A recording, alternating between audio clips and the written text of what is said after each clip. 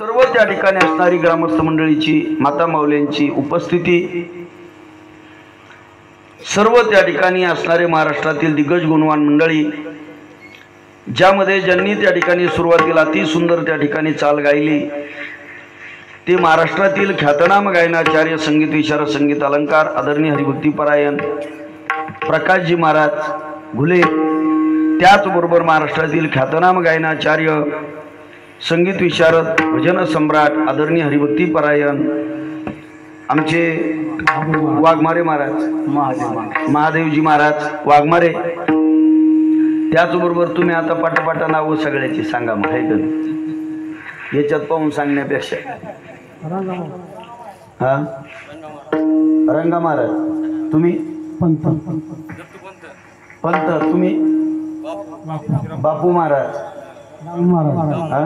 दामू महाराज, सुहाने का शिवहरी महाराज, म्हणजे माझ्यातला अर्ध त्यांना, मी श्रीहरी ते शिवहरी. आदरणीय हरिभक्तीपरायण आमचे अनंतजी महाराज यादव, त्याचबरोबर हरिभक्तीपरायण आबा महाराज, महादेव महाराज, आदरणीय हरिभक्तीपरायण युवा कीर्तनकार गाडवे महाराज, कृष्णाजी महाराज, बबन महाराज, पवन महाराज. बर, त्याचबरोबर ज्यांची सुंदर साऊंड सिस्टीम आहे आमचे आदरणीय भागवत भाऊ, त्याचबरोबर अतिशय वयोवृद्ध पण निष्ठेनं त्या ठिकाणी आपली सेवा करणारे आमचे चोपदार बाबा, महाराष्ट्रातील ख्यातनाम युवा मृदंगाचार्य आदरणीय हरिभक्तीपरायण युवराजजी महाराज लवटे. खाली बसा, तुमचं बी घेतो. विनेकरी सेवाधारी विनेकरी बाबा आणि सर्व त्या ठिकाणी सप्ताह समितीची असणारी इथं उपस्थिती. सगळ्याचे नावं मला काही माहिती नाही, पण उद्याच्याला द्या माझ्याकडे नावं. आमचे माऊली भोई, इंगळे भोई, सगळे तुम्ही सगळेच जण यामध्ये कार्यक्रममध्ये असणारी सर्व सप्ताह समिती. आजचे त्या ठिकाणी कीर्तनाचे जे यजमान आहेत ते आदरणीय हरिभक्तीपरायण अशोकरावजी कोल्हे पाटील, आणि त्यांचे पुतणे पण इथं आले, त्याचं नाव अशोक भाऊचे पण आहे का नाही? आणि म्हणून बरोबर आहे, बरं बरं. आणि अशोकरावजी कोल्हे यांचं यजमान पदावर आजचं नाव आहे. आमचे डिगूभाऊ, ही सगळी मंडळीची या कार्यक्रमाला असणारी उपस्थिती आणि आपल्या सर्वांच्या माध्यमातून मला त्या ठिकाणी दिल्ली कीर्तनाची सेवा आणि त्या सेवेच्या निमित्तानं तुम्हा सर्व भाविक श्रोते मायबापांच्या दर्शनाचा मला झालेला लाभ विठाला.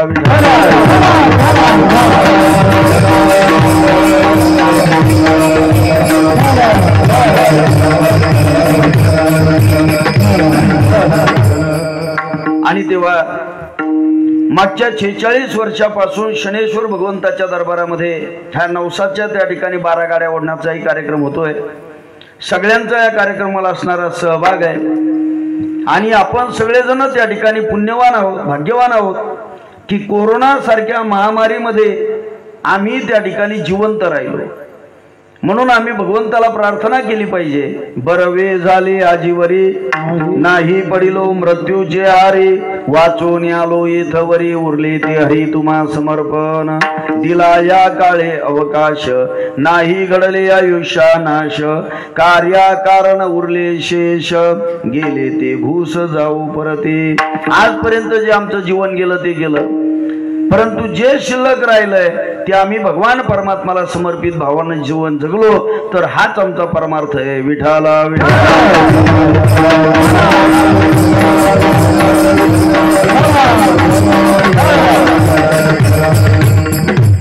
आणि म्हणून हा नरदेह त्या ठिकाणी तुम्हाला जो प्राप्त झाला, परम भाग्यानं प्राप्त झाला.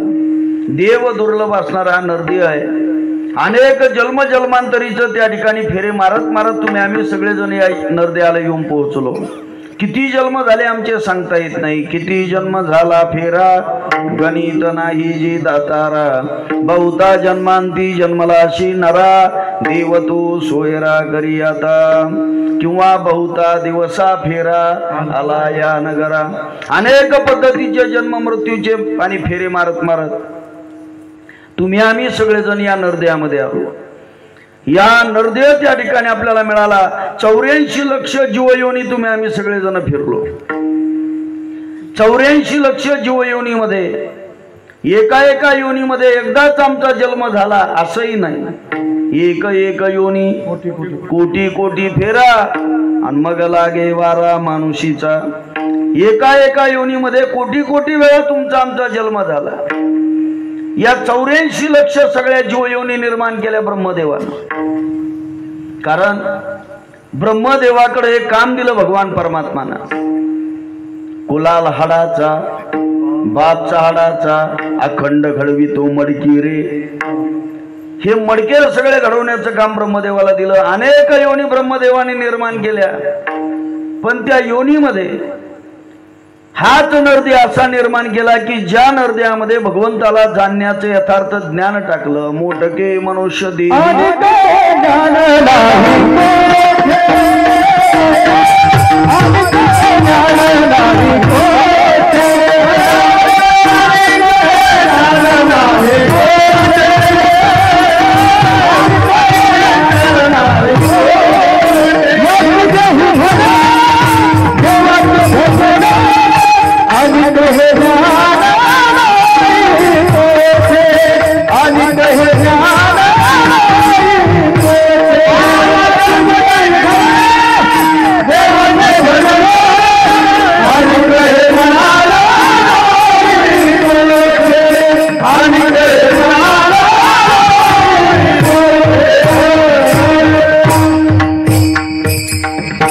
याचे देई गडे देवाचे भजन आणि कहे ज्ञान नाही कुठे। भगवंताला जाणण्याचं ज्ञान याच नरद्यामध्ये टाकलेलं आहे। 84 लक्ष जीवयोनी त्यात मनुष्य देहा वाचोनी अधिकारी ब्रह्मज्ञानी आन कोणी असेना। फक्त ब्रह्मज्ञानाचा अधिकार फक्त आणि फक्त या नरद्यामध्ये टाकलेला आहे।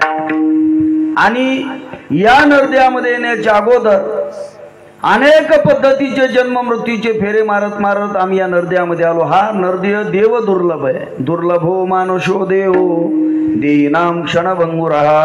देव दुर्लभ आहे। आपल्याला तो मिळाला म्हणून आपल्याला त्याची किंमत वाटत नाही। स्वर्गाधिक अमराधिक देवांना याची किंमत वाटते, त्यांना तो मिळत नाही। स्वर्गीचे अमर इच्छिता ती देवा मृत्युलोकी भावा जन्मामा। इहलोकीचा देह देव इच्छिता ती पाहे। धन्य आम्ही जन्मालो दास विठोबाचे झालो। आम्ही दैवाचे दैवाचे दास पंढरी रायाचे। आणि म्हणून देव दुर्लभ असणारा नरदी आपल्याला मिळाला। पंखा जर नाही सुरू ठेवला तर गरमत, आणि पंखा सुरू ठेवला तर साऱ्या गावाचा धूर इथे येऊन आपल्या डोळ्यात जातोय। विठाला विठाला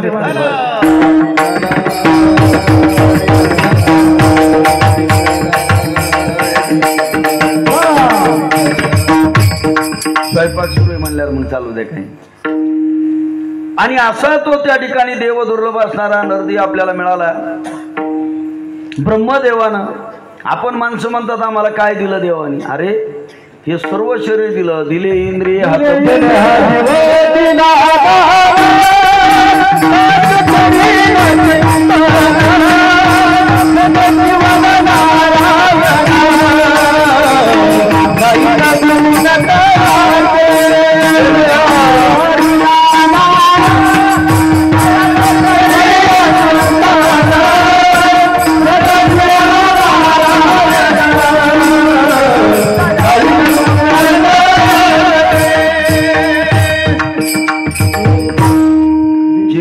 जीव दिला दान तयाचे करीन चिंतन। जग जीवन नारायण गायन गुण तयाचे किंवा दिले इंद्रिय हातपाय कान। डोळे मुख बोलाया वचन जेने तो जोडशे नारायण नाशे जीवपन भवरोग। अशा पद्धतीचा देव दुर्लभ नरदेव मिळाला। या नरदेहामध्ये जेव्हा जेव्हा आम्ही आलो, त्या नरदेहामध्ये येण्याच्या अगोदर अनेक योनी आपण 84 लक्ष फिरलो.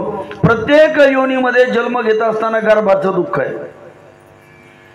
त्या गर्भवासाचं दुःख असं आहे, भगवान कपिल महामुनी श्रीमद भागवत ग्रंथामध्ये आपल्या आईला देवहूतीला ज्ञान सांगताना सांगतात की आई, जेव्हा मनुष्य नरदेहाचा आश्रय करतो तेव्हा एका रात्रीमध्ये त्या गर्भाचं रजामध्ये रूपांतर होतं.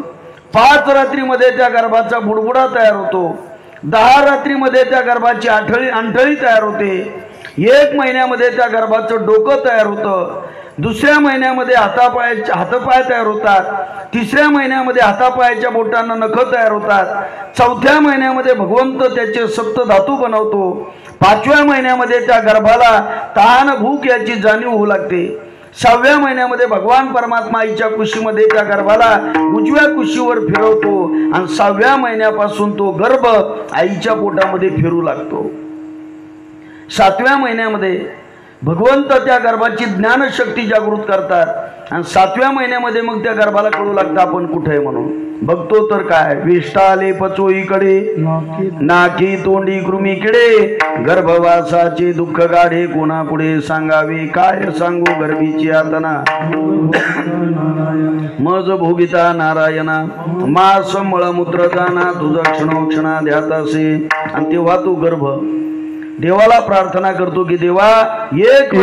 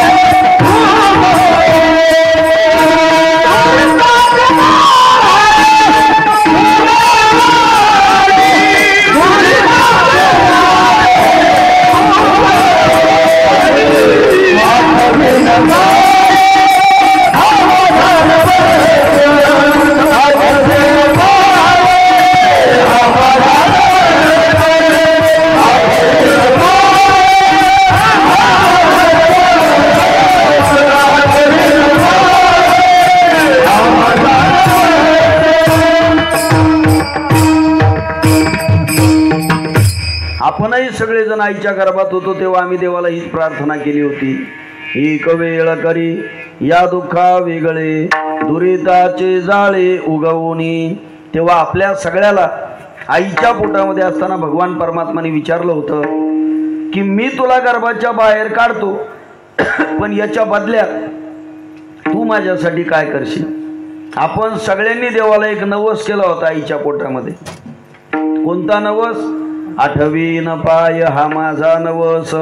देवा तू जर आम्हाला गर्भाच्या बाहेर काढलं, आमचा तुला नवस आहे, आम्ही तुझ्या पायाची आठवण ठेवू. पण देव हुशार आहे, चतुर आहे भगवान परमात्मा. भगवंताने आम्हाला विचारलं काय हरकत नाही, तू माझ्या पायाची आठवण ठेवशील, पण सप्ताह सुरू आहे तोपर्यंत ठेवशील काय, श्रावण महिन्यापुरती ठेवशील का, एकादशीलाच भग्नाला येशील, नेमकं सांग. तेव्हा पहिलं खोटं आम्ही देवाला गर्भातच बोललो. 8वीन पाय हा माझा नवस, रात्र आणि दिवस पांडुरंगा, रात्रंदिवस मी भजनाशिवाय दुसरं काहीच करणार नाही, असं आपण सगळेजणांनी गर्भात देवाला नवस केला होता. याच्यातला खरा किती आणि खोटा किती आपापल्या मनाला विचारा. विठाला विठाला.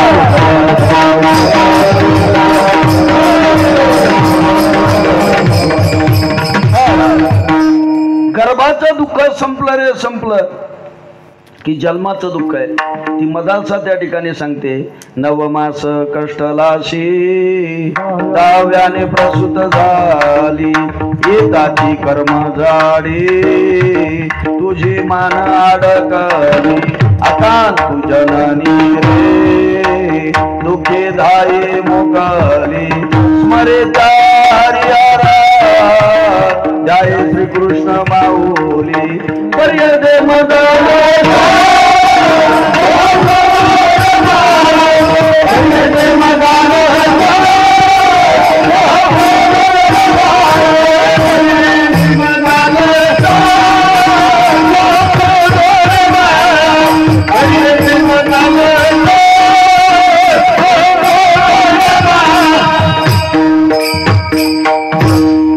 मग जन्माचं दुःख आहे आणि जन्मल्याच्या नंतर लहानपणातलं दुःख लहानपणी, तरुणपणातलं दुःख तरुणपणी आणि म्हातारपणातलं दुःख म्हातारपणी. आपल्याला वाटतं बोला अनमुला करायला काही दुःख नाही, काय नाही, मजा जीवन आहे. पेपर वाचायचं काम नाही, टी व्ही पाहायचं काम नाही, कोण कोणत्या गटात घुसलं, कोण कोणत्या गटातून बाहेर पडलं, काय लेकराला कळतं काय नाही, मजाच आपलं. आपल्याला वाटते त्याची मजा, पण त्या लेकराला त्याची मजा वाटत नाही. कारण लेकराला तहान लागलेली सांगता येत नाही, भूक लागलेली सांगता येत नाही, त्या लेकराला शी झालेलं कळत नाही, शू झालेलं कळत नाही. मी तर नेहमी सांगत असतो विनोदानं, सगळे लोक म्हणतात की नाही शेंबूड खारट आहे म्हणून. शेंबूड उगं पाहू नका माझ्याकडं, सगळ्याला माहिती आहे खारट आहे म्हणून. मग हे शेंबूड का आपण अशात खाऊन पाहिला का? लहानपणी अशी मजा होती. पहिलं लहानपण चांगलं होतं. आताचं तसं आता लहानपण चांगलं नाही. आताचे लेकरं जन्मल्यापासून मोबाईल आहे त्याच्या हातात, त्याच्यामुळं ते लहानपण हरवलंय त्यांचं. लहानपण असं मस्तीत असलं पाहिजे, खोडसळपणा असायचा लहानपणी. पोरं खेळायचे, गोट्या खेळायचे, विटी दांडू खेळायचे, चेंडू लगोरी खेळायचे, एकमेकाला कोचा पाडायचे, भांडणं करायचे. कुठं आता होतं वेळ तसं? अहो तेव्हाचे लोक इतके मजेत आहे. जुने लोक आपल्या पुढे बसलेले पहा कसे भारी दिसते ते. आजही त्याला काही टेन्शन नाही, मस्त मजात त्या ठिकाणी चेहरे त्याचे खुललेले, टकाटक मस्त आनंदाने जीवन जगतात ते. कशामुळं? तर जुना काळ त्यांनी पाहिलेला आहे. जुन्या काळामध्ये लोकांकडे पैसे कमी होते पण मजा होती, एकमेकाला द्यायची भावना होती, एकमेकाच्या सुखादुःखात माणसं मनापासून सहभागी होत होते. आता होतात सहभागी पण उगं लोकाला दाखवायसाठी. याला मौतीला सुद्धा जायला वेळ नाही कोणाच्या, पण जातो कहून तर बाकीचे लोक म्हणते सारे दिसले तुम्ही नाही दिसले बुवा, म्हणून याला बळत मोटरसायकलला किक मारून जाणं आहे बुवा, नाही तर जायची इच्छा नाही कोणाची कुठं. जुन्या काळामध्ये रस्ते मातीचे होते, घरं मातीचे होते, माणसाची मन सुद्धा मातीसारखी मऊ होती. आता रस्ते सिमेंटाचे, घरं सिमेंटाचे आणि माणसं बी निबरधडक झाली सिमेंटासारखी. काय कोणाला प्रेम नाही, काय नाही, काय नाही. ते म्हणले आमच्याचं पाय मोडला जाऊन, ते म्हणे असं काय होताच म्हणे तो तसा. बरं झालं एक मोडला का दोन मोडले म्हणजे पाहत मजा वाटत नाही आपल्याला. दुसऱ्याच्या दुःखात आम्हाला त्या ठिकाणी मजा वाटते.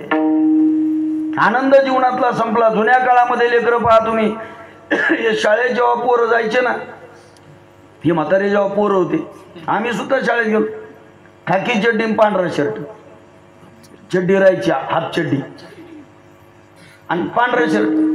शाळेला पण एकच खोली राहायची, त्याला ऑफिस म्हणायची. आणि बाकीचे वर्ग शाळेच्या अवतीभोवतीचे झाडं राहायचे, त्या झाडाच्या खाली वर्ग बसायचे. गुरुजी एक खुर्ची टाकून बसायचे. वर्ग त्या ठिकाणी तो घंटा वाजला की तास संपायचा आणि तास संपला की गुरुजी निघून जायचे त्या ऑफिसमध्ये. आणि मग मधल्या वेळेस पोरं काय करायचे, जिथं बसलेले होते त्या झाडाखालची वाळू अशी चड्डीत भरायची, चड्डीत ती वाळू भरायची ना अशी गंज टाकायची. मास्तर येऊस्तर अशी 50-50 गंज तयार करायची. जुन्या काळामध्ये मग हिवाळ्याच्या दिवसामध्ये शेंबूड यायचं. शेंबडाचे 3 प्रकार आहे, पातळ शेंबूड, मध्यम शेंबूड आणि घट्ट शेंबूड.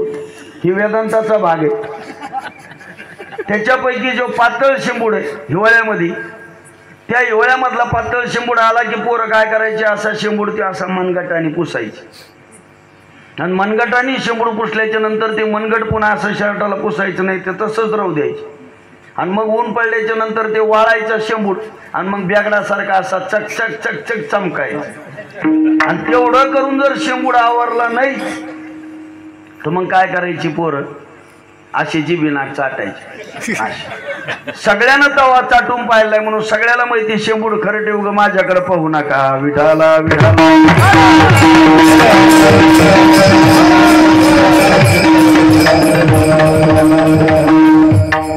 मग लहानपण त्या ठिकाणी जातं. बाळपण गेले निनता, तारुण्यपणी विषयी व्यथा, वृद्धपणी प्रवर्तली चिंता, मरे मागुता जन्म धरे.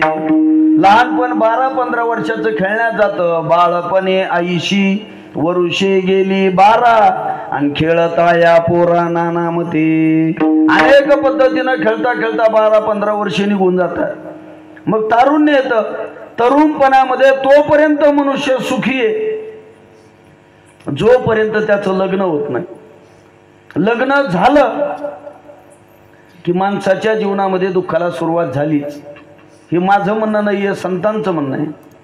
संतांनी त्या ठिकाणी सांगितलं, स्त्री हाताशी धरिता देख वाढे प्रपंचाचे थोर दुःख गृह पाहिजे आवश्यक भोगार्थ जाणतीच्या विठाला विठाला.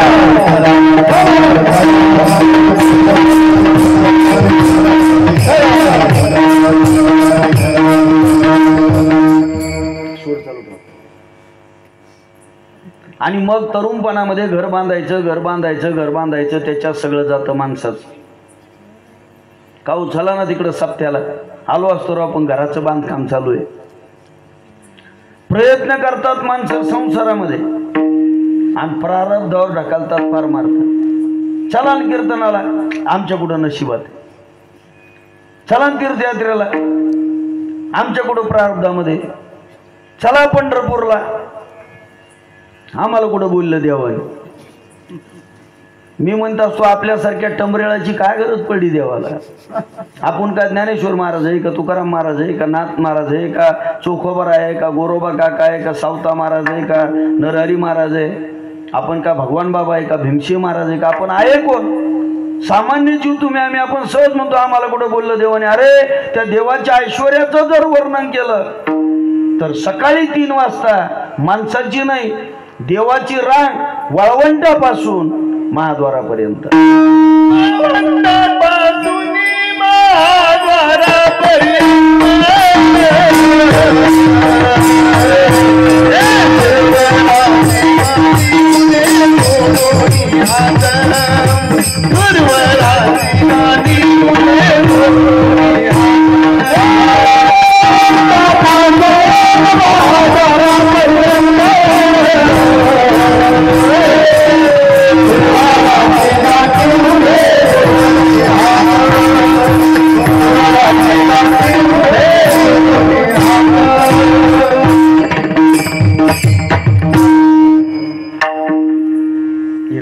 थोडं चालू ठेवायचं. वाळवंटापासून महाद्वारापर्यंत सुरवराचे दाटी उभे जोडून हात.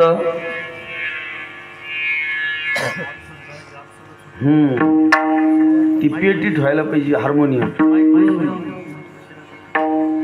कारण मी नेहमी सांगत असतो कीर्तनामध्ये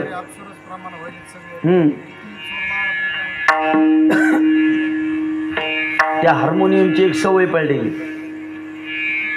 कीर्तनामध्ये कथेमध्ये हार्मोनियम असला का मग ते स्वरात राहतं. तसं पाहिलं तर कीर्तनात त्याचं काम नाही, पण एकदा स्वर लागला सगळा पहिल्यापासून तर मग ते सगळं व्यवस्थित होतं. ती सवय असते.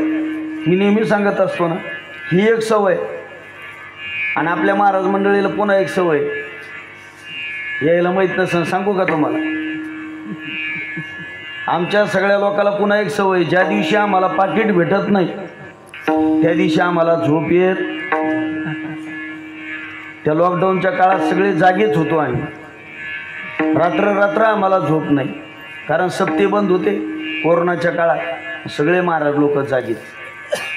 किती वाजता पाहते ऑनलाईन दिसायची, 12 वाजता 1 वाजता 2 वाजता. आमच्या घरची कदरली ती मला कधी उठून पाहिले तर मी जागाच मोबाईलवर. 2 महिने झाले तिनं विचार केला, म्हणले बरोबर यायला सवय. एक दिवस तिनं उठून पाहिलं तर मी 10:30 वाजले जागाच, 11 वाजले जागा, 11:30 वाजले जागा. 12 वाजता मग तिनं काय केलं, जुनं एक नारळ होतं ते नारळ काढलं. माझ्याच पाकिटामध्ये माझे चोरलेले पैसे 3000 रुपये टाकले. आणि बरोबर 12 वाजता येऊन मला बुक्का नारळन पाकिट पुंडलिकावरती हरिविठ्ठल श्री ज्ञानदेव तुकाराम. मग मला गुरुपून झोप लागली. तसेची सवय. आणि तेव्हा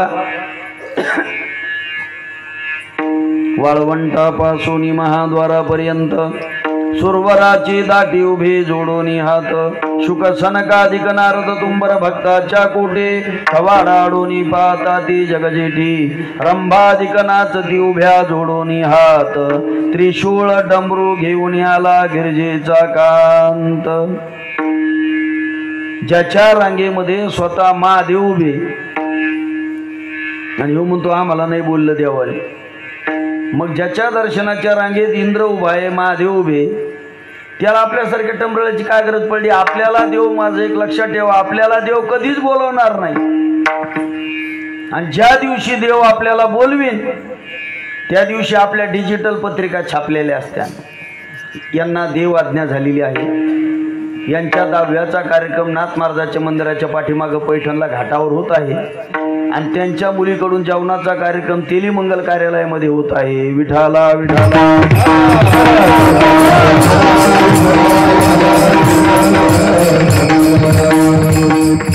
काय गरज पडली देवाला आपल्याला बोलवायची? काय त्याला का कमी देवाला? म्हणून तरुणपणामध्ये घर बांधायचं, घर बांधायचं, घर बांधायचं, याच्यामध्ये त्या ठिकाणी आपलं जीवन जातं. आणि म्हातारपणी वृद्धपणी प्रवर्तली चिंता, मरे मागुता जन्मधरी. म्हातारपणी एवढं वाईट आहे. अंगम गलितम पलितम मुंडम, अंग गलित गात्र होतं, शरीर त्या ठिकाणी थरथर कापतं. तरुणपणामध्ये असणारे सफरचंदासारखे गाल एकदम खोबऱ्याच्या वाटीसारखे होतात. खोबऱ्याची वाटी झाले असे मुख, गळत असे नाक श्लेष्मपुरी. म्हातारपणामध्ये काय होतं?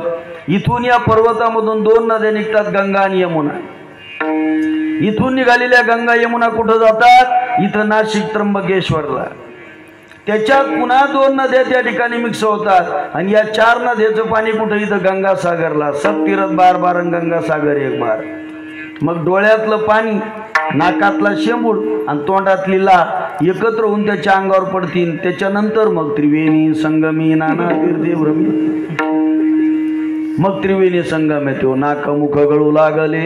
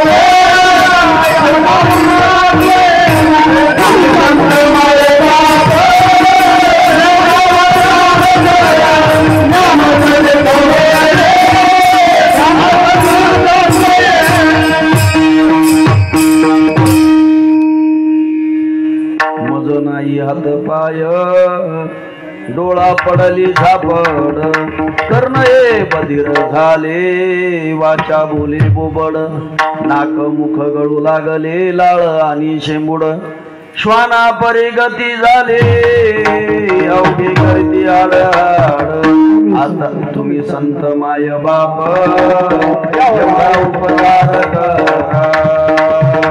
अशा पद्धतीचं जीवन आपलं म्हातारपणामध्ये. आणि म्हणून जोपर्यंत आपल्यामध्ये तारुण्य आहे तोपर्यंत आपण परमार्थ करून घेतला पाहिजे. कारण तरुणपणामध्ये जो परमार्थ आहे तो म्हातारपणामध्ये करता येत नाही. तरणा भाग्यवंत नटे हरी कीर्तनात. आणि म्हणून तरुणपणामध्ये कथा कीर्तनाचा आनंद आपण आपल्या जीवनामध्ये घेतला पाहिजे. आपल्याला जर त्या ठिकाणी या भवसिंधूतून कायमचं मुक्त व्हायचं असेल, कारण ही जन्म मृत्यूची त्या ठिकाणी असणारी शाळा आहे. जन्म झाला की मृत्यू आणि मृत्यू झाला की पुन्हा जन्म आहे. उपजेते नाशे नाशिले पुनरपी दिशे, हे घटिका यंत्र जैसे परिभ्रमेगा, देहाची गावा आलिया जन्म मृत्यूची सोहळिया, ना म्हणून धनंजया जिया परी. इथं जन्म आणि जन्माच्या नंतर मृत्यू हा ठरलेला आहे. आणि म्हणून या जन्म मृत्यूच्या फेऱ्यातून जर आपल्याला चुकायचं असेल, मुक्त व्हायचं असेल, भवसिंधूतून तरुण जायचं असेल, जन्म मरणातीत व्हायचं असेल, तर आपण काय केलं पाहिजे? अभंगाचं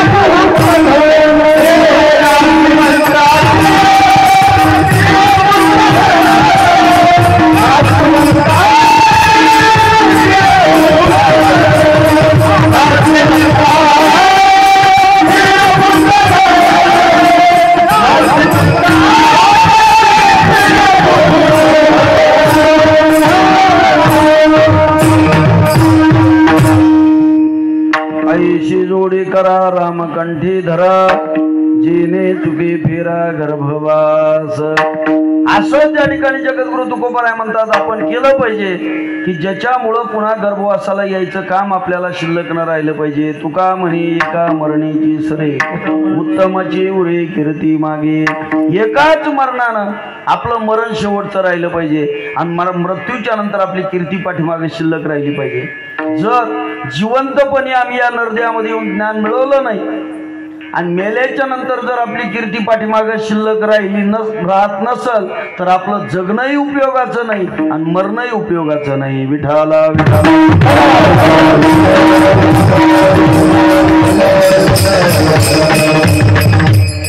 एका सुभाषितकारांनी सुंदर वर्णन केलेलं आहे. किती सुंदर गाता येत असल पण त्या गायनामध्ये जर स्वर नसल तर ते गायन उपयोगाचं नाही. किती मोठं मंदिर असेल त्या मंदिरामध्ये जर दिवा लागत नसल तर ते मंदिर उपयोगाचं नाही. किती मोठी नदी असेल पण त्याच्यामध्ये पाणी नसल त्या नदीचा उपयोग नाही. किती मोठा वृक्ष असेल त्या वृक्षाला जर फळ आणि फूल येत नसल तर तो वृक्ष उपयोगाचा नाही. कितीच गाय चांगली असेल पण ती जर दूध देत नसल त्या गायीचा उपयोग नाही. किती सुंदर पत्नी असेल पण ती पतीची सेवा करत नसल तिचा उपयोग नाही. किती संख्येनं जास्त भाऊ असतील पण एकमेकाच्या विचारानं राहत नसतील त्यांचं भाऊ पण कामाचं नाही. किती ब्राह्मण कुळामध्ये जन्माला आला असेल पण त्यानं जर ज्ञान मिळवलं नसल तर त्याचं ब्राह्मण्य उपयोगाचं नाही. आणि किती या नरदेहामध्ये आला असल पण मृत्यूच्या नंतर जर कीर्ती शिल्लक राहत नसल तर त्याचं जगणं आणि मरणं उपयोगाचं नाही. विठाला विठाला.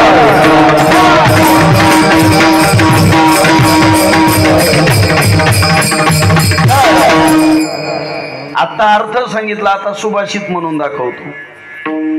का विद्या कविता स्वर स्वर विना दीपा विना मंदिरा भार्या भक्ती विना नदी जल विना धेनुष्य दुग्धा विना भ्राता स्नेह विना तरु फल विना विद्या विना ब्राह्मणा व्यर्थ जन्म निरर्थकम क्षितितले किम जन्म कीर्ती विना. विठाला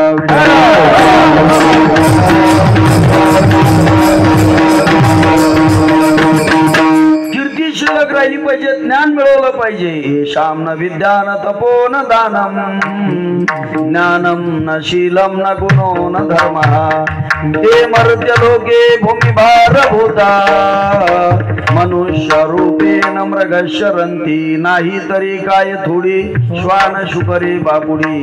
आणि म्हणून आपण या नरदेहामध्ये आलो ना आपण ज्ञान मिळवलं पाहिजे. मरणाच्या नंतर आपली कीर्ती शिल्लक राहिली पाहिजे. मरावे परी कीर्ती रूपीवर. असं जर असलं तर ते जीवन आहे ते जगणं आहे ते मरण आहे. आणि जीवनामध्ये असं काहीतरी केलं पाहिजे की देव आपल्या घरी आला पाहिजे. जगद्गुरु तुकोबाराय गाथ्यामध्ये अभंग हिंदी अभंग जगद्गुरु तुकोबारायचा ऐसा कर घर हवे राम. असं काहीतरी कर की ज्याच्यामुळं राम आपल्या देव घरी आला पाहिजे. मग पुण्य कर का पाप कर देवासोबत मैत्री कर का वैर कर पण देव घरी आला पाहिजे. एक तर प्रेमाने देव घरी येतो नाही तर वैराने येतो. शबरीनं भगवंतावर प्रेम केलं. भगवंत तिच्या घरी आले आणि तिचा उद्धार केला. आपण आज कथेमध्ये ऐकलं. आणि रावणाला प्रेम करायचं जमलं नाही रावणाने वैर केलं. शबरीच्या घरी येऊन जसा शबरीचा उद्धार भगवंताने केला ना तसं रावणाच्या सुद्धा घरी गेले भगवान प्रभू रामचंद्र लंकेमध्ये आणि तिथं जाऊन त्याचा उद्धार केला. आपल्या देव स्वप्नातही यायला तयार नाही कारण आम्ही देवावर शबरी इतकं प्रेमही करत नाही आणि रावणा इतकं वैरही करत नाही म्हणून आम्ही मधल्यामध्येच. विठाला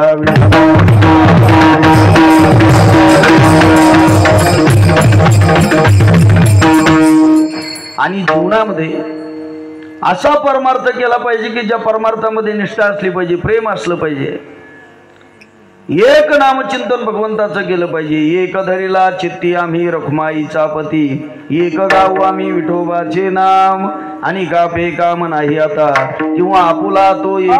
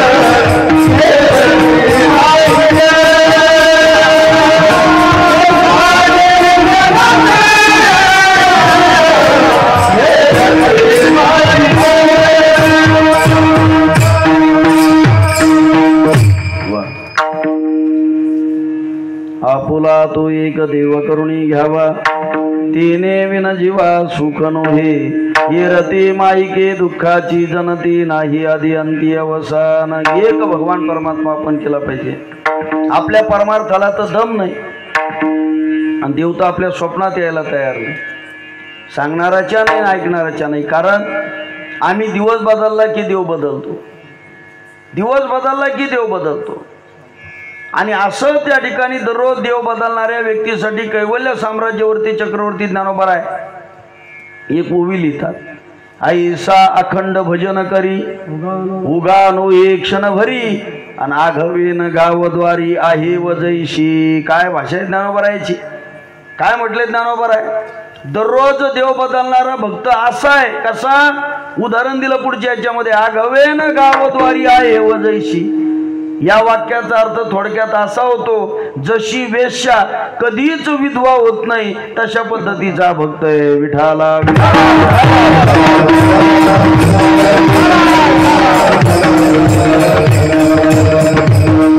आपला एवढा देव चालू आहे, देव आमच्या स्वप्नात यायला तयार नाही. आमच्या माता मावल्याचं काय परमार्थ कमी आहे का? अहो, त्यांचा जर विचार केला तर इतका त्यांची इतका परमार्थ तर माणसं करणार नाही. पण तरी सुद्धा देव त्यांच्या स्वप्नात येतो का विचारा त्यांना. का? तर त्यांच्या परमार्थाला धोरण नाही, बेधोरणे. त्याला कोणी नुसतं सांगावं आमच्या ठिकाणी आमका महाराज निघाला भेड्या, टेम्पूच्या टेम्पू कुठपर्यंत. सगळेच लोक नुसते त्याच नाही, नुसतं लोकांना कळ आमच्या ठिकाणी असा बाबा निघाले तिकडं. त्या बाबाचं त्या महाराजाचं असे शेपूट धरते सगळे लोक. कुठपर्यंत? जोपर्यंत शेपूट उपसून त्याच्या हातात येत नाही तोपर्यंत आमचे कोठाळकर बाबा म्हणत असते. शेपूट उपसून एकदा यायच्या हाताला लागलं, कोंडा महाराज तिकडं हे इकडं. म्हणून आपण त्या ठिकाणी अशा पद्धतीनं त्या ठिकाणी परमार्थ केला पाहिजे, त्याच्यात निष्ठा असली पाहिजे. आता सध्या ह्या मागच्या 8-10 महिन्यापासून आमच्या महिला मंडळ महादेवाच्या नादी लागले. अरे महादेवाच्या नादी आताच नाही, कायम स्वरूपी असलं पाहिजे. कारण हरिहरा भेद नाही नका करू वाद, एक एकाची हृदय गोडी साखरेच्या ठाई. एक सांगू तुम्हाला, जीवनभर आपण भगवान शंकराची पूजा केली पाहिजे.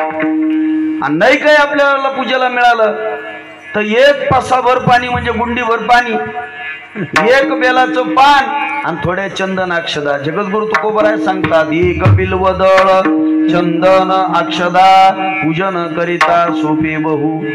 सगळ्यात सोपं पूजन आहे भगवान शंकराचं. आता महिला मंडळ जे एवढं पूजा करायला लागलं, मला सांगा इमानदारीना, महादेव काय एवढा येडा आहे का?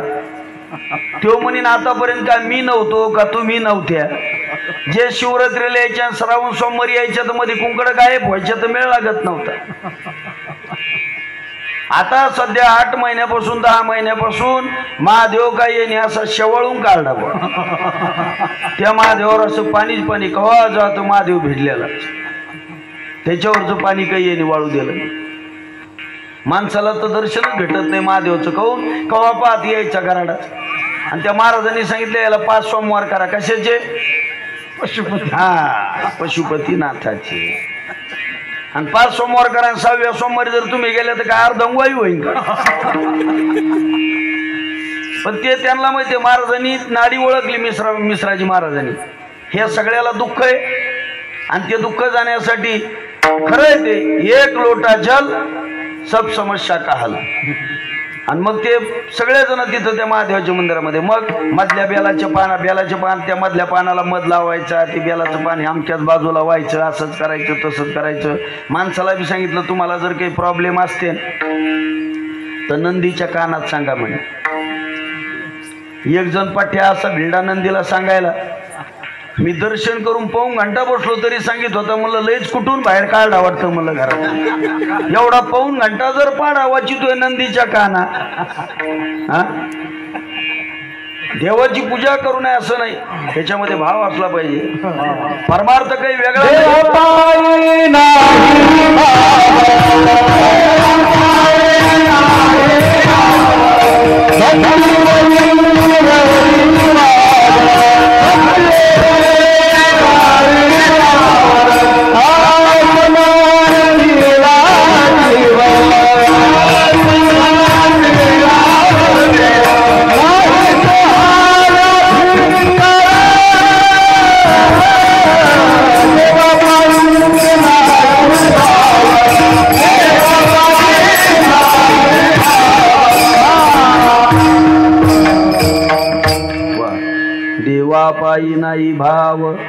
अवघा भक्ती वरी वरी वाव, भक्ती वरी वरी वाव, समर्पणला जीव नाही तो हा व्याधिचार. अरे असं जर असल परमार्थाचा व्यभिचारच आहे दुसरा, याच्यापेक्षा काय. आणि हे सगळे जे टाळकरी अनंत महाराज, हे टाळकरी सगळे पाठांतराचे टाळकरी. कारण मी नेहमी सांगत असतो, कीर्तनकाराला त्यांच्या नशिबानेचे पाठांतराचे टाळकरी मिळतात, नाही तर किती गर्दी आहे म्हणणाराची. याच्यापेक्षा ती कशा पद्धतीनं प्रमाण म्हणतात आणि प्रमाणात म्हणतात हे आलं पाहिजे.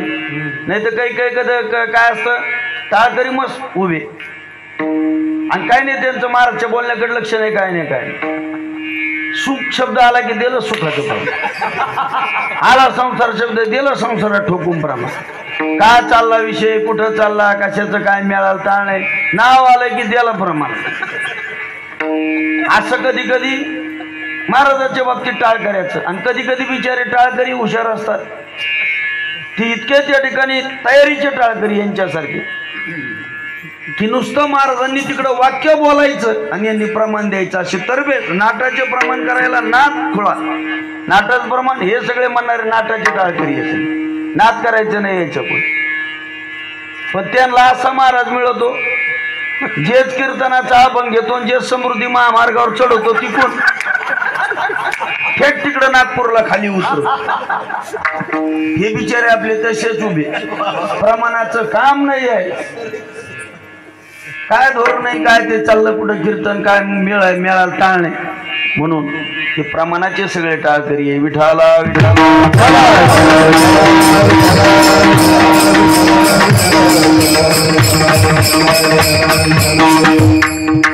म्हणून जीवनामध्ये त्या ठिकाणी परमार्थ करत असताना आनंदाने केला पाहिजे. महिलांचा परमार्थ चांगला आहे, पण त्यांच्या परमार्थाला धोरण नाही. नादी लागल्या, कुठं नादी लागायचं, कोणी काही म्हणत न पा. आपल्या माणसाला काम जास्त का त्यांना जास्त, माणसाला काय काम आहे. अहो माणसं काही काही, ही मी आमच्या तिकडं सांगतो, तुमचं नंतर तिकडे गेल्यावर सांगेन मी उद्या. माणसं काही काही नुसते असे, सकाळी उठले आंघोळ करते, 2-4 भाकरी मोरगळून खाते, जेच मोटरसायकलला किक मारली, चालला परतूरला, चालला इकडे दुसरीकडे कुठं, त्या हाटलीतून त्या हाटली, त्या कटिंगीच्या दुकानातून ह्या कटिंगच्या दुकानात, इकाडा पेपर तिकडं, तिकाडा पेपर इकडं, काय आणत नाही, नेत नाही, काय नाही. आणि विचारलं का कुंकडे गेलं, काहीच नाही, म्हणजे आणलंच काही नाही, सामानच नाही. पण महिला मंडळाचं त्या ठिकाणी एवढा परमार्थ आहे. मी नेहमी सांगत असतो, महिला मंडळ सकाळी सगळ्याच्या अगोदर उठायचं, अंगण झाडायचं, सडा टाकायचा, आंघोळ करायची, सगळे झोपेतून उठायच्या अगोदर एकदा गोल्डन दुधाचा चहा करून दानकायचा, सगळे उठल्या राहायचं, मग टाक पाणी कालच्यावर. लेकराचं आवरून लेकरं शाळेत पाठायचे, मालकाचं आवरलं की मालक शेतात असतील तर शेतात, नोकरीला असतील तर नोकरीला, सगळं जिकडे तिकडे आवरून द्यायचं. मग नंतर आपलं आवरून घराला कुलूप लावायचं, डोक्यावर टोपलं घ्यायचं, दिवसभर शेतात काम करायचं. मालकाने संध्याकाळी गाडी झुकली, कापसाचे असलेलं गठुडं त्या गाडीमध्ये टाकायचं, गठुड्यावर मागं तोंड करून बसायचं, पांदीतून येड्या बाबळीतून गाडी घरी. घरी गाडी आल्याच्या नंतर मग चुलीला पेटू घालायचं, स्वयंपाक करायचा, सगळ्याला जेवू घालायचं, आपण जेवायचं, पुन्हा अंगावर शाल घेतले की चालल्या सगळ्याच्या पुढं कीर्तनात. एवढे कामं त्याच्या मागे. आणि एवढ्या वेळात वेळ एखादी भांडायला जर भेटलीच, तिला बी नाराज करायचं नाही.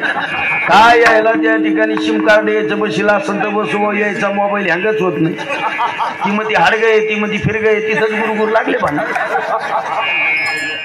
लग्नाला जर निघाल्या तर एकाच गल्लीतल्या राहत्या, एकाच घरातल्या राहत्या, बसताना बसत्या, पण तिकडे एकदा बसल्या तिकडे इकडे टंगडे कर, तिकडे पाय कर, की तोंडावर घालची का पाय, मग आमचं तेच का धोरण राहत. नीट वागायच्या ना, इथल्या सोडून आणि मंडपातल्या धरून.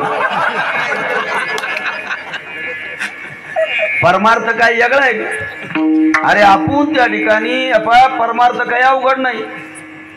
जीवनामध्ये नाही काही करता आलं तर काही करू नका, फक्त एकच करा, मोकळे मन रसाळ वाणी, ऐशिया गुणी संपन्न.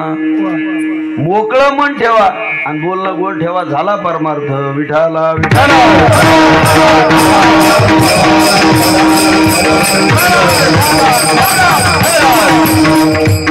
आणि मनुष्यानं त्या ठिकाणी जीवनामध्ये सरळ वागायचं, मनामध्ये कोणाबद्दल कपट ठेवायचं नाही. जे असं नेपा भांडणं होत असतात जीवनामध्ये, आधी कोणाबद्दल धरायचे नाही. झाला परमार्थच झाला. भांडणं झाले ना, चांगले कच्चंडा कच्चंडे होऊ द्यायचे आणि झाल्याच्या नंतर मनाचं चला आता दोघं दमलो, एकदा चहा पिऊ, राहिलेले भांडणं उद्या करू. झालं मोकळं. लय आडी धरून का आपल्याला काय संग न्यायचं का? किती भांडलो आपण, समजा काय झाल्या कुचक्या नाचक्या याच्यासाठी भांडायला लागलो आपण. अरे ज्या कौरवाचं भांडण पांडवाचं भांडण झालं, हस्तिनापूर आमचं आहे म्हणून एवढे भांडले ते. त्या काळातलं जागतिक महायुद्ध झालं तेव्हा महाभारताचं. कौरव म्हणले आमचं हस्तिनापूर, पांडव म्हणले आमचं हस्तिनापूर आहे. हस्तिनापूर म्हणजे आताची दिल्ली. आजही हस्तिनापूर इथंच आहे. कुठे ते पांडव, कुठे ते कौरव, आहे का दोघांचा पत्ता? म्हणून थोड्या थोड्या गोष्टीतून कोणाला भांडायचं नाही, नाराज करायचं नाही. तेवढ्या पुरतं तेवढं होत असतंय. आपण पाण्यावर काठी मार एवढा राग धरायचा. पण पाण्यावर काठी मारलं किती वेळ राहते? एक माणूस गेला जीव कातून, वा त्या पाण्यावर काठी मारली त्यानं, आला घरी. आणि तिसरा पारा जाऊन पाहिलं त्यानं, तो वळ तसा चोमठलेला होता पाण्यावर. आहे खरं? अहो काठी उचलली की संपलं, वळच गेला. तसं माणसाचं तेवढ्या पुरतं तेवढं भांडण तंटेन आज जगलं पाहिजे माणसाने, शहाण्या माणसाने. आज सगळं कीर्तन विसरा, सगळ्या कथा विसरा. फक्त एक गोष्ट लक्षात ठेवा, आपण जर शहाणे असू तर चालू वर्तमान काळात जगायला शिका. कालच्याचा विचार करू नका, भूतकाळाचा, आणि उद्याचा विचार करू नका. ज्याने आम्हाला आजपर्यंत सांभाळलं ते उद्या पण सांभाळणार आहे. आणि झाडावर झोपणारे पक्षी, त्या बिचारायला तर हात नाही, तरी सुद्धा भगवान परमात्मा झोपेमध्ये त्या हात नसणाऱ्या पक्षाला झाडावून पडू देत नाही. आमच्याकडे तर सगळं आहे, तरी आम्ही बी घाबरतो. आम्ही आज जगलं पाहिजे. आज चालू वर्तमान काळात काही काही लोक कालच्याने परेशान आहे भूतकाळामुळं, आणि काही काही उद्यामुळं भविष्य काळामुळं परेशान आहे. मग आज जगायचं राहायला लागलं तसं. आज जगलं पाहिजे माणसं. काही काही लोक कालच्यामुळं परेशान. अशी जेवायला पंगत बसली, खीर केली होती जेवायला, सगळेजण वाट्याची वाट्या खीर प्यायला लागले. एक जण माझ्याजवळ बसला होता, तो रडायला लागला. मी त्याच्याकडे पाहिलं, म्हणलं जेवण काऊन रडता? तो म्हणे महाराज काय वाईट दिवस काढले राव. म्हणला चटणीवर तेल नव्हतं म्हणला तवा आम्हाला, म्हणजे भूतकाळ जुना. अरे म्या म्हणलं तवा नव्हतं, पण वर पेना आता खीर 2-4 भगवने पिना म्हणलं. कालच्यामुळं कशाला रडतो? आणि काही काही उद्यामुळं परेशान. अशी जेवायची पंगत बसली, पंक्तीवाले गुलाबजांबू केले. म्हातारे ना 4-4 वाट्या पाक प्याला आणि गुलाबजांबू 10-10 आणले. माझ्याजवळ एक बसला होता, तो रडत होता. मी त्याला म्हणलं भाऊ खाणं गुलाबजांबू कोण रडायला लागला? तो मला मग उद्या काय खाऊ? मी म्हणलं उद्या नांगटातले ढेकळं खाय, पण आज खायला गुलाबजांबू. काही काही उद्यामुळं परेशान, काही काही कालमुळं परेशान. आजचं जगायचं राहायला लागलं तसं. शहाणे जर असो आपण, एकच गोष्ट लक्षात ठेवा, माझी मी दररोज सांगतो कीर्तनात, आज जगा. आणि पुन्हा एक गोष्ट, आपण मिळवलेला जेवढा पैसा आहे, एवढी गोष्ट एक लक्षात ठेवा बरं का. आपण मिळवलेला जेवढा पैसा कष्टाने आहे, तेवढा पैसा आपण आपल्या जिवंतपणी, आपल्या हाताने, आपल्या स्वतःसाठी जेवढा जास्त खर्चिता येईल तेवढा खर्चा. मेल्यावर ते मागचे चोट्टे खाणारच आहे. काय उपयोगाचं आहे? तुम्ही लय काबाड कष्ट केले, जेवले नाही, काय नाही, पोटाला चिमटा घेतला आणि लय कमी, खूप मोठमोठाले घरं बांधले, गाड्या बांधल्या, सगळे बांधले, आणि आपणच मेलो. सांगा काय उपयोगाचं आहे सर? आप मुळे पिछे डूब गई दुनिया. यांना तीर्थयात्रा केल्या नाही, कोणाच्या गरीबाच्या पोरीच्या लग्नात दान धर्म केला नाही, सत्यात वर्गणी दिली नाही, गायची सेवा केली नाही, आणि मेला. अरे दरिद्री कोण आहे? दरिद्री आमच्या संतांनी सांगितलं. आम्ही दरिद्री कोणाला म्हणतो? ज्याच्या अंगावर कपडे नाही, ज्याला राहायला घर नाही, ज्याला खायला भेटत नाही, म्हणतो दरिद्री आहे. शांती ब्रह्मनाथ महाराज म्हणतात तो दरिद्री नाही. ऐका दारिद्र्याची लक्षणे. दरिद्री कोण आहे? गाठी असून या धन, जो पोटान खाये आपण, सदा लोलंगित मन, दरिद्र लक्षण या नाव. अरे नसून सोडा, असून सुद्धा जो पोटाला पोटभर खात नाही, काही काही माणसं काहीच नाही राव, असे राहते उदास. लय बंगले त्याच्याकडं, गाड्या त्याच्याकडं आम्ही फिरतो ना, कधी पाहतो बोरच. एक जण असा होता, पिवळे चुटूक दात झाले. मी म्हणलं दात काऊन घाशीत नाही? तो मला आम्ही लय गरीब आहे. गरीब आहे मग दाताला काय करायचं? ढेपच्या ना घास, इटकरीच्या टोल्या ना घास, कशा ना घास. गरीबाचा दात घासाचा काय संबंध आला? माणसांनी फ्रेश राहिलं पाहिजे. आपण मिळवलेले पैसे ह्या टकाटक कपडे घालायचे, मस्त परफ्यूम गिरफ्यूम मारायचा, दनाटून फिरायचं, तीर्थयात्रा करायची. आपण जिथे येतो पर्यंत मेल्याच्या नंतर काय राहणार आहे? आपल्याला वाटतं आपण आहे म्हणून सगळे, काय गरज नाही लोकाला आपल्या. आपण गेलो ना जगातून, आपण मेल्यावर सूर्य उगवणारे, यष्ट्या पळणारे, हाटली उघडणारे, लोक भजे खाणारे, शिमगा होणारे, लोक बोंबलणारे, सप्ताह होणारे, लोक जेवणारे, 12 गाड्या वाढणारे, सगळं होणारे. फक्त आपण नसणारे, आपण नसू आपण. म्हणून जोपर्यंत आपण आहे तोपर्यंत आपण जगून घेतलं पाहिजे. आणि ज्याला आज जगता आलं नाही त्याचा काही उपयोग नाही. म्हणून आपण आपल्या जीवनामध्ये भगवान परमात्माचं नामचिंतन आपल्या कंठामध्ये धारण करायचं. आणि ते कसं करायचं? विठोबा रखुमा, विठोबा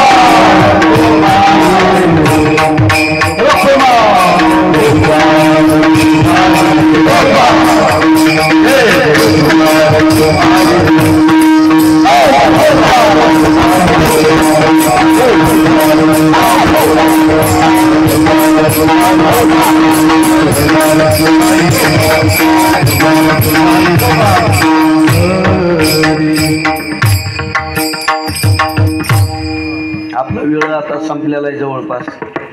मी माझ्या ह्याच्यात अलार्म लावून ठेवत असतो 10 मिनिटं आधी, म्हणजे मला कळतं की 11. कारण की ज्ञानोबरांनी सांगितलंय, साचा आणि मवाळ, मितुले आणि रसाळ. साच म्हणजे खरं पाहिजे, ते मवाळ पाहिजे. रसाळ म्हणजे गोड पाहिजे. आणि पुन्हा मितुले शब्द हे लक्षात ठेवला पाहिजे. मितुले म्हणजे कमी शब्दात पाहिजे. 11 वाजता जर कीर्तन सुटत असेल आणि 12 वाजता जर सोडलं, लोक म्हणते चांगला सांगितलं पण त्याला टाईम नाही कळत. मितुले म्हणजे मोजक. आणि किती पुन्हा गोड, तर शब्द जैसे कल्लोळ अमृताचे. अशा पद्धतीनं त्या ठिकाणी जीवन असावं. आपला वेळ आता संपलेला आहे. 3 चरण अजून सोडायची बाकी. म्हणून शब्द त्या ठिकाणी शब्दशार्थ त्याचा सांगूया. आणि म्हणून आपणही आपल्या जीवनामध्ये जगत असताना या भवसिंधूच्या पहिल्या तीरावर जर जायचं असेल तर एक भगवान परमात्माच्या व्यतिरिक्त बाकी सगळं जेव्हा कधी पुढं योग येईल तेव्हा हाच अभंग घेऊन आपण पुढचे त्या ठिकाणी चरण विस्तृत पद्धतीनं सोडू. पण आता त्या ठिकाणी वरचा अर्थ त्याचा सांगतो की एक भगवान परमात्माच्या व्यतिरिक्त नाशिवंत आटी, प्रिया, पुत्र, धन, बीज ज्याचा शीनतेची फळ. एक भगवान परमात्माच्या शिवाय बाकीचं सगळं नाशिवंत. याच्या 3 जणांचे नावं घेतली. प्रिया म्हणजे पत्नी, पुत्र म्हणजे मुलगा, आणि धन. धनामध्ये सुद्धा मनुष्यानं उन्मत्त न झालं पाहिजे. आपलं धन आपल्याला सुख देत आहे, पण कधी आपण त्या धनातला 10वा हिस्सा परमार्थिक कार्यामध्ये लावून बघा, अनुभव घ्या, आणि मग पहा आपलं धन आपल्याला कशी मजा देतं. नुसतं मिळू मिळू ठेवल्याने मजा नाही. त्या धनामध्ये कधीतरी सप्ताहामध्ये वर्गणी, मंदिर बांधकामासाठी वर्गणी, आपल्या पैशाने तीर्थयात्रा, गोरगरिबाच्या मुलीच्या लग्नामध्ये सहकार्य, गायीची सेवा, साधू संतांची सेवा. एखादा अनाथ प्रेत पडला असेल की ज्याच्यावर अंत्यसंस्कार करायला कोणी तयार नाही, तिथं पैसे खर्चा आणि पहा तो पैसा कसा आनंद देतो मग आपल्याला. आणि नुसते जर आम्ही पैसे मिळवलेच आणि खर्चच केले नाही तर ते पैसे 4 ठिकाणी जातात. चोर, दायाद आणि आगी, अधर्मे रोग संचरे अंगी. ज्याचा पैसा परमार्थात जात नाही त्याचा पैसा चोर चोरून नेतात. चोराच्या तावडीतून जर तो पैसा सुटला, दायाद म्हणजे भावकीच्या भांडणात, कोर्ट कचेऱ्यात तो पैसा जातो. या दोघांच्या तावडीतून जर तो पैसा सुटला तर त्याच्या धनाला आग लागते, कद्रिय ब्राह्मणाच्या लागली तशी, जळून भस्म होतं धन. आणि या तिघाच्या तावडीतून जर तो पैसा सुटला, अधर्मे रोग संचिरे अंगी, एखादा भयंकर त्याला रोग होतो, मुंबई पुण्यासारख्या मोठ्या हॉस्पिटलमध्ये ICU मध्ये त्याला ठेवलं जातं आणि एका दिवसाचं बिल डॉक्टर 50-50 हजार रुपये काढतो. नको देव बेट्या, सप्त्यात वर्गणी भर आता तिकडं. दिलं पाहिजे. देणाराने देत जावे, घेणाराने घेत जावे, घेता घेता घेणाराने देणाराचे हात घ्यावे. म्हणजे खवाट्यापासून उपसून नाही, आपण बी द्यायचं शिकायचं, घेणाराने सुद्धा. आता आम्ही एवढं कमरा बांधू सांगतो, असं करा तसं करा. तुम्ही विचारलं पाहिजे आम्हाला, तुमची पंगत कुठशी करा ती सांगा, आम्ही येतो जेवायला. सांगणाराची पाहिजे की नाही कुठंतरी पंगत असली पाहिजे आमची सुद्धा.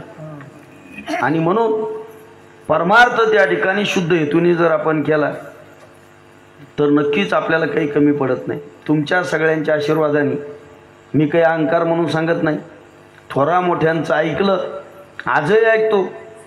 जोग महाराज शिक्षण संस्थेमधले जे गुरुजन मंडळी यांचं लहानपणापासून ऐकतो मी आमच्या वडिलाच्या संस्कारातून. आणि कोणत्याही संस्थेमध्ये न जाता काही पाठ केले संतांची उत्तरी, विश्वास आदरे धरून या. 1998ला मी पहिलं कीर्तन केलं आणि कथा केली गावामध्ये 1998ला. आजपर्यंत माझी जी कालपर्यंतची कथा आली, रामकथा वेगळ्या, भागवत कथा 193 कथा झाल्या माझ्या भागवताच्या. आणि आता 24 तारखेपासून 194वी कथा तिथं त्या तुळजापूर पश्चिम मसला नावाचं गाव आहे, सोलापूर हायवेवर, तिथं ती कथा. हे सगळं त्या ठिकाणी, कारण अखंड भगवंताच्या त्या ठिकाणी याच्यामध्ये आणि नामचिंतनामध्ये रथ भगवंताची कृपा आहे. हे आमचे बंधू सगळे दररोज स्टेटस बघतात की कुठं कुठं कार्यक्रम अखंड चालू आहे तुमच्या सगळ्यांच्या आशीर्वादाने. आणि म्हणून कुणाचंही मन न दुखवता जर परमार्थ केला ना तर तो सोपा परमार्थ आहे. म्हणून धन हे झाडाच्या सावलीसारखं आहे. या धनाचा न धरी भरवसा जैशी तरुवर छाया, याता याती न चुके जरी भोगशील काया, या हरी भजने विना तुझे जन्मजाती वाया, या लागे वैकुंठ नायकाच्या तू चिंती पारे पाया. ओम नमो भगवते वासुदेवाया. आणि म्हणून हे धन झाडाच्या सावलीसारखं आहे. आपल्याकडं जर गरिबी असेल तर माझी विनंती आहे, गरिबीमध्ये कधीच आत्महत्या करू नका.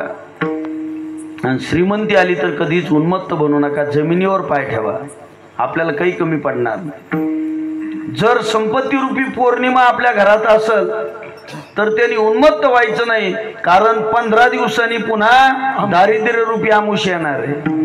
आणि ज्याच्याकडे दारिद्र्याची आमुष्य आहे त्याने पण नाराज होऊन आत्महत्या करायची नाही, कारण पुन्हा 15 दिवसांनी श्रीमंतीची पौर्णिमा येणार. संपत्ती अति पाप घडवी, उन्माद अंगी चढे, त्याहुनी गरिबी बहु बरी असे, सेवा तुझी आवडे. गर्वे जो फुगला बघोनी सदनी, संपत्तीची पौर्णिमा, हे त्याने विसरू नये परिपुढे, येणार आहे आम्हा विठाला.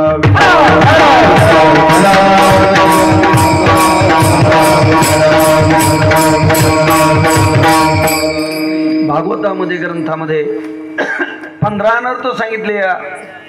धनाच्या पाठीमाग स्थेयम हिंसा नृतम दंभ काम क्रोध स्मयो मधा, भेदो वैरम विश्वास संस्पर्धा व्यसनानीच, द्रव्याच्या मागे कळिकाळाचा लाग, म्हणून या संघ खोटा त्याचा. आणि मग आपण एकच करायचं, नाव धड करा सहस्त्र नामाची, जेने भव सिंधूची थडी पावे. पलीकडच्या थडीवर जायचं ना, मग नामचिंतन रूपी नौकेमध्ये बसायचं.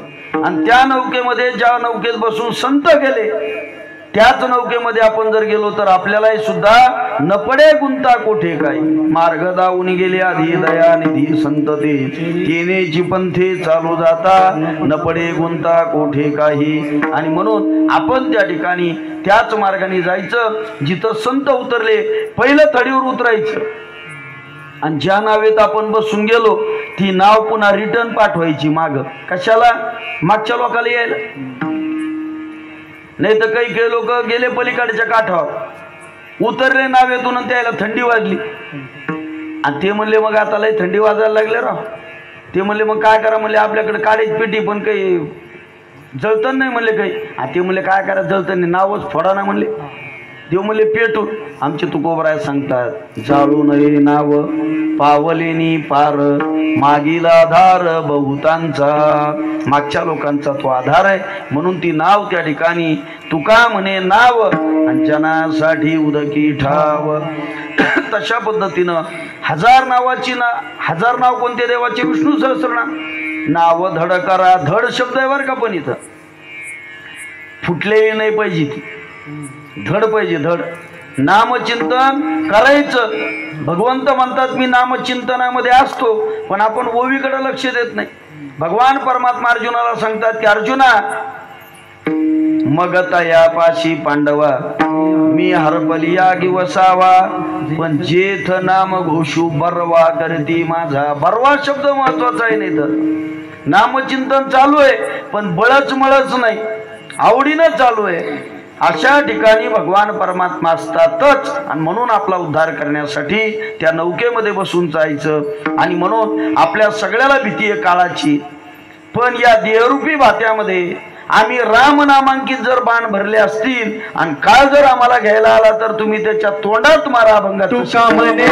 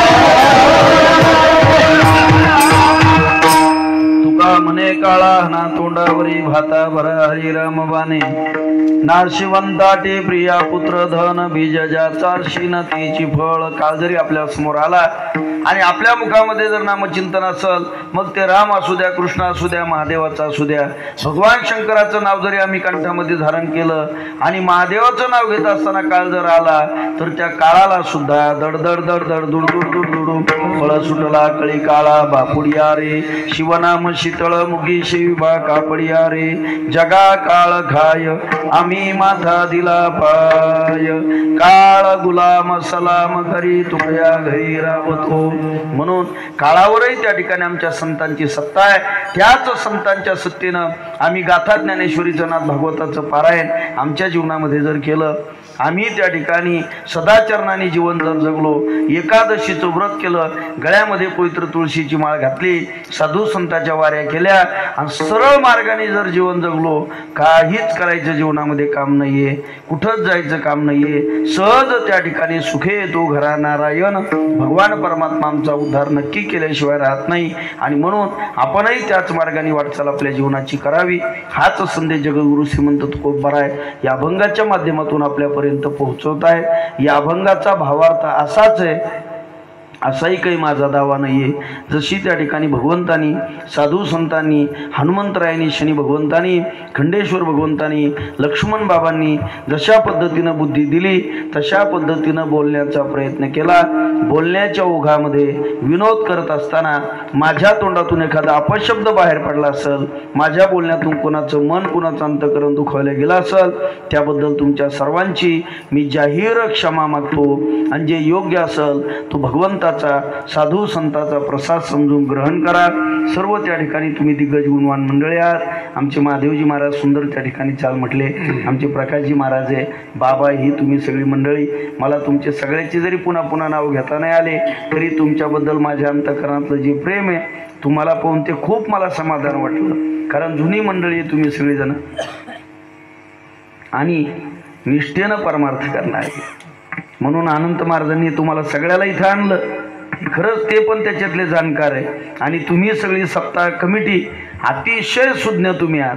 46 वर्ष सप्ताहाचं आहे, म्हणजे 50व्या सप्ताहाकडे 51व्या सप्ताहाकडं सुवर्ण महोत्सवाकडं त्या ठिकाणी वाटचाल आपल्या सप्ताहाची चालू आहे आणि सप्ताहाला 9ती त्या ठिकाणी येते। अन्नदाते अन्नदान करताय तुम्ही, इथं गेलेलं अन्नदान तुम्हाला या व्यासपीठावरून सांगतो कधीच वाया जाणार नाही, त्याचं फळ तुम्हाला मिळेल। तुम्ही जे काही इथं वर्गणी दिली असेल ती वर्गणी तुमची कधी वाया जाणार नाही, निश्चित पद्धतीने त्याचं फळ शनी महाराजांच्या आणि भगवान गोपालकृष्णाच्या हनुमंतरायाच्या कृपेनं तुमच्या पदरामध्ये पडल्याशिवाय राहणार नाही, त्याचा अनुभव तुम्हाला स्वतःला येईल। आणि म्हणून उत्कृष्ट मृदंगाचार्य आदरणीय हरिभक्तीपरायण युवराजजी महाराज असतील, आदरणीय हरिभक्तीपरायण कृष्णा महाराज, ही सर्व त्या ठिकाणी मंडळी अतिशय जाणकार आहे। मागच्या 2 वर्षापासून या तुम्ही सगळ्या सप्ताह समितीच्या वतीनं इथं त्या ठिकाणी भगवान परमात्माची रामप्रभूची कथा मला त्या ठिकाणी करण्याची तुम्ही संधी देता, मलाही आनंद वाटतो। जे त्या ठिकाणी दानशूर असणारे यजमान आहेत आमचे आदरणीय हरिभक्तीपरायण प्रतिष्ठित व्यापारी बाबासाहेबजी बालूभाऊ त्या ठिकाणी कोल्हे पाटील यांच्या माध्यमातून इथं त्या ठिकाणी रामकथेचं आयोजन मागच्या वर्षीपासून तुमच्या सगळ्यांच्या प्रेमापोटी मला तुम्ही त्या ठिकाणी बोलवलं, खूप आनंद त्या ठिकाणी येतो। आणि मी सकाळी पण सांगितलं कथेमध्ये दुपारी, इथं त्या ठिकाणी असणारे आपल्या सगळ्यावर प्रेम करणारे व्यक्ती त्या संतोष भाऊ आहे की नाही, ते पण वारले, 1-2 लग्न आले आणि या सप्ताहामध्ये काय झालं, उष्णता फार वाढली आता या 8-10 दिवसामध्ये आणि त्याचा परिणाम काय झाला। आणि पुन्हा त्यातले तर आमच्या भागवत भाऊची साऊंड सिस्टीम इतकी चांगली तर लोक विचार करायला लागले, मग तिकडंच ऐकू ना म्हणे, घरी खारोड्या खाणं होत्या, शेंगदाणे खाणं होते, कांदा खाणं होतो, कथा ऐकणं होतं, गोड शिस्त, लोक आपले तिकडंच बसून आपले मस्त आणि ऐकतात कथा। म्हणून इथं त्या ठिकाणी आमचे जे प्रतिष्ठित इथले व्यापारी आहे ते आदरणीय राजीव शेठजी बाहेती, आमचे ईश्वर शेठ राठी आमच्या धनगर पिंपरीचे आणि आमचे आदरणीय हरिभक्तीपरायण राजीव शेठ बाहेती आमच्या धनगर पिंपरीचे जावई येते आणि फार चांगले व्यक्तिमत्व आहे तुमच्या सगळ्या गावामध्ये असे, आणि अशा सगळ्याच्या व्यक्तिमत्वामध्ये इथं त्या ठिकाणी आम्हाला तुम्ही याची संधी देता, तुमची मी त्या ठिकाणी ऋण व्यक्त करतो। आमचे भोजने भाऊ, इंगळे भाऊ, डिगू भाऊ हे सगळेजण कायम माझ्या संपर्कामध्ये असतात आणि ते माझे स्टेटस आहे त्याच्या माध्यमातून दररोज मी कुठे काय त्यांना माहिती असतं। तुम्ही सगळेजण कमिटीवाले आहात, मला सगळ्याचे जरी नाव नाही घेता आले तुमच्या, तुम्ही माझ्या त्या ठिकाणी अंतःकरणामधले सगळे प्रेमाचे व्यक्ती आहात, माता मावल्या, तुम्ही सगळेजण त्या ठिकाणी कार्यक्रमाला एवढ्या भरघोस पद्धतीनं आणि उपस्थित राहता।